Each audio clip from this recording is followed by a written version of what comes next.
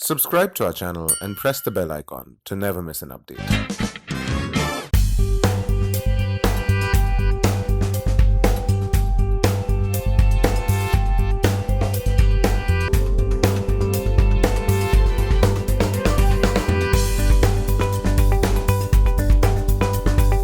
What is product management? Like, what does the day of an average product manager look like? Because I'll tell you for sure, there are very few stories available even on InsideIIM.com or even when people go on campuses. It's still an evolving field. Probably, I'd say that there is some kind of content available on it maybe in the last 24 months, when there is some documentation that started happening.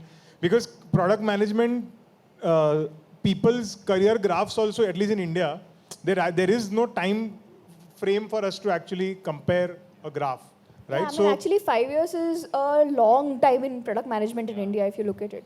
Like the maximum limit is 7-8 years. People who have 7-8 years of experience, but that's, yeah. Okay, so what does a day in your life look like, with whatever you do? Just give a brief, both of y'all. The core of being a product manager is figuring out the why, right? So, see, it's about, essentially we define it as being able to pick the right problem statement first. Like define your problem. What are you really trying to do? What are you really going after? And then defining the success metric around it. If what should happen so that then you can say that, I've solved the problem. Can you give an example? So for example, we get a lot of status calls, right? People call Flipkart asking for where is my shipment, right? Now you can take that as a problem statement. People are calling asking for where is the shipment. If you take that as a problem statement, the answer you'll arrive at is let's ensure these people know where the shipment is. But if you then break it down, who are these people? Are these first time users? Have they ordered before? Have they called before? Have we already told them that, this is where on the app you can check. Where are they even calling from? Where are they getting the number from? Are they getting the number from the app, right? So in this case, the example I'm giving is arriving at the right granularity of the problem statement, right? You can't take something that's too abstract. The answer will be too simple. You have to understand the nuances of it, get deeper, right? Then you see that, there's a segment or there's a cohort of users who've ordered before, whose shipment is delayed. Then you can't solve for it, right? Because it's delayed. All they're looking for is reassurance. There's a cohort of users who's never ordered before, first time users, so you educate them. Right? And then track how the number of calls are going down there. So this is probably an example that I can think of, right? Which is understand the problem statement truly and then frame it. What exactly is the problem that you're trying to solve? How do you ensure that you can understand that it's solved, right? Because sometimes not having the right success metric also leads you down the wrong path. If you're measuring the wrong thing, then you don't know where you are. So. And let me add, I think a very good and simple example. Let me add something negative, right? Which is what product management is not. Often enough, what you hear from people, and it is more generic than just specifically as product management, right? Someone says, hey, I have this idea, let's do this, right? Or, hey, we are in e-commerce, let's do everything augmented reality, everybody will wear glasses and they'll see everything, right? So people come up with a lot of ideas, fair, that's good. But then it is much more important to ask why you want to do this, right? Because you might say, hey, augmented reality, oh, why? Because, customers want to know how furniture looks in their homes. Fair, that's, one way to look at it. But then why? If you ask, and you must have maybe learned or read some books about the 5 whys approach, right? You keep asking why. Hey, why do they want to find out? How furniture would look in their homes. Then you get the answer that, because they can't visualize that this sofa, how big is it, or, how will it look exactly. And then you say that, hey, but, I am already giving measurements. Everybody gives measurements. I mean, that's the basic you'll do, right? You're selling a sofa 25.8 inches, right? But people still can't visualize. So then, one simple solution for that, because then the main problem is you want people to understand how this would fit in my house. Augmented reality is not really the problem. It's very hard. I myself, I don't think I'm that good at really always understanding the why, because the whys are very complex. The deep motivations that people have for doing something is very complex. So that is at the very, very core of what we do, and that's probably the toughest thing about what we do. And there's a entire layer of stakeholder management on top of it, right? So I don't think in the Indian education system generally we emphasize on soft skills enough. Forget soft skills. It's actually all about communication with the people that you work with. Once you finish your MBA, right, you're done with competition forever. You're not going to work in a world where competing is actually taking you forward. You're going to work in a world where collaborating is going to take you forward. And you have to collaborate with people who are coming with different mindsets. There are people who will come and give you the solution like that, right? Like, mere ko AR hi chahiye. And you have to dig deeper and figure out the why there, right? So stakeholder management is actually something that gets measured. So yeah, it's pretty much up there. Okay. I'm sure a lot of these guys want to know what is it that they can do. See, you obviously had to learn product management the long way, discovering life. Now, obviously, this will become more standard going forward. Well, companies will also hire. I'm sure Flipkart also now hires from campus, looking at building future product managers. So what is it that they can do now to build skills which will help them actually, be good product managers in the future, if that's something that they want to do? What are there, for example, books that they can read, or is there certain kind of activities they can do, cases that they can, I don't know. So, and B-School curriculum is still very nascent, doesn't yet cover everything. Let's talk about the typical skills that most of the companies look for in a product manager word. So tech is not really one of them. Like, if you have it, great. But again, you have to have it in the relevant spaces, right? So what are people looking for? They're looking for, we talked about understanding or even framing the problem statement, right? When something is thrown at you, are you able to frame the problem statement right? By the way, this is something that you learn in almost every one of your subjects, right? Like even for HR, we used to have these cases about कि कहीं पे some uprising is happening, right? Or somebody is striking. And you have to get to the root of it, right? Getting to the root of something, RCS, is something that we learn in almost everything that we do. It's about honing that. And from a consumer lens as much as possible, right? So framing the problem statement and getting to the root of it is one key area. No, that I think conceptually I get that. But practically, how can I do this? Because eventually you can say that, oh, these are the 5 skill sets that I require. But if I want to actually practice it, how do I practice it? How do I build this particular thing? I have a point of view. Option number 1, get placed in a very good product management company, straight out of B school, right? And I'm giving options because not everybody will, right? Only 1% or 2% or 5% of people will end up going to a top class product management company, right? That's number 1. And internship included. Try your internships, try getting placed, fine. Option number 2 is actually build something, but not just for the sake of building it, because you can always go and build something and say, hey, I built something, but that won't really have much value, right? The difficulty that I have found is that if and through my journey, if I want to become a better product manager, it happens only by learning from people.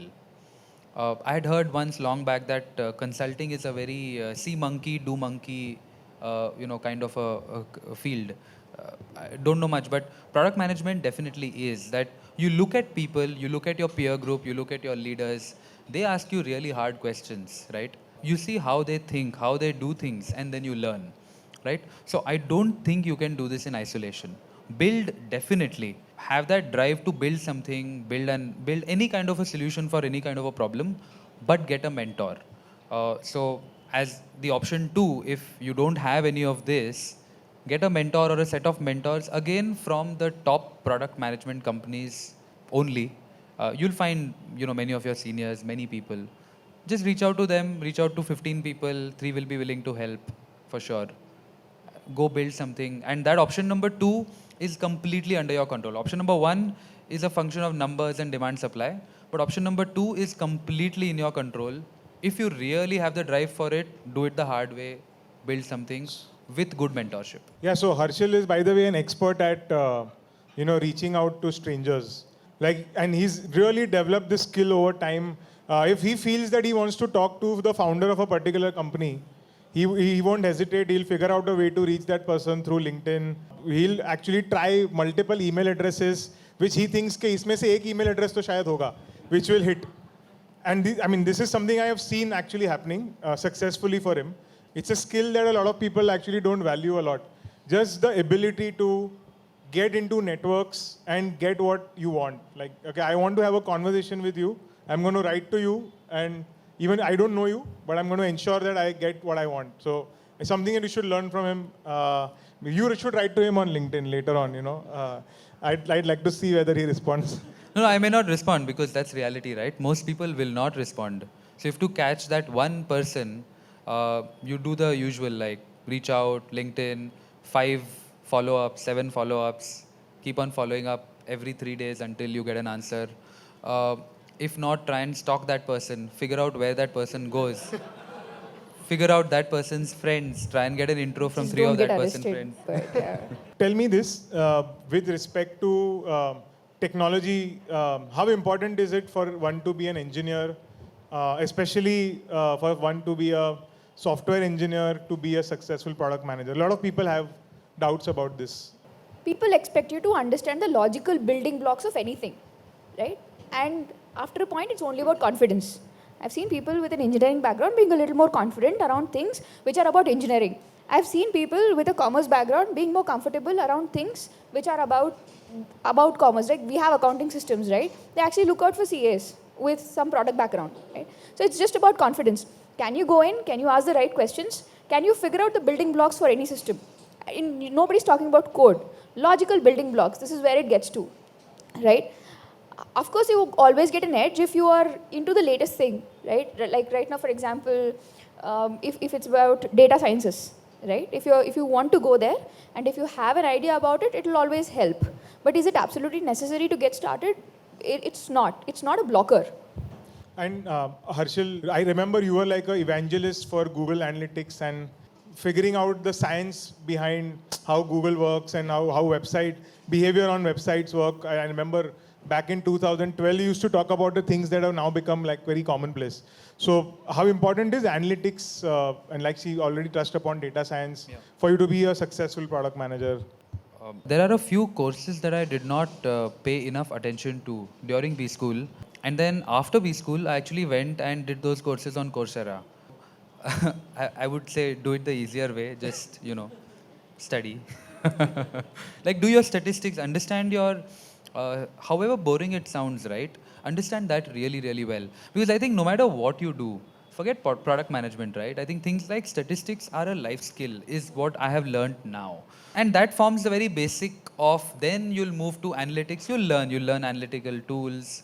Once you have a certain kind of a thinking framework, you'll think about metrics as well. In fact, no matter what job you do, metrics, analytics, good data analytical skills, good Excel skills, all of that will be important no matter what you do. So use your time well, have fun, but a few things do well. Why do you switch companies so often? Is it by design? Is it by just a series of coincidences? And what I've observed is that in a way you always done better when you switched in every way. So like, is there company loyalty नाम की कोई चीज़ नहीं होती क्या? Well, to be very honest, and with the benefit of hindsight, I would say these were bad decisions. But then again, I'm saying with the benefit of hindsight, because if I were to go back, I wouldn't have. I mean, if I were to go back and redo something like this, I would have worked in maybe 1 or 2 companies and spent my entire time there. The main problem was that looking back, I mean, in 2011, 12, 13, 14, 15, and so on, I was not sure about what I really wanted to do.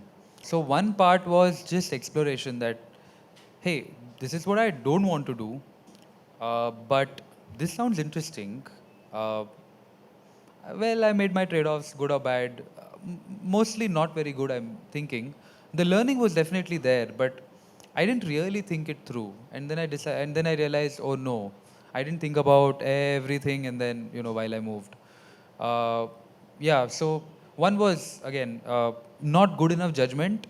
The second thing was that if something is not working out, right, that was one thing that I recognized, that I said to myself that, because otherwise you can always, it's very easy to just continue doing what you're doing, right? Because one, inertia is powerful, two, you're getting enough money most of the time, enough to live a happy life. You don't really need to do anything. But that's one thing that I kept questioning, hey, is this what I really want to do? And then again, one of the options was move out. So there were some personal reasons as well, but that sounds more like an excuse. So See, the idea of doing this session was to kind of present to you people who didn't necessarily know everything, in advance, or like they've all navigated their life and figured out and reached where they are. So it's absolutely fine if you are super confused right now. Like, it's completely okay to not have direction. I think my own story is also pretty similar in that sense, but that was the basic idea behind this session.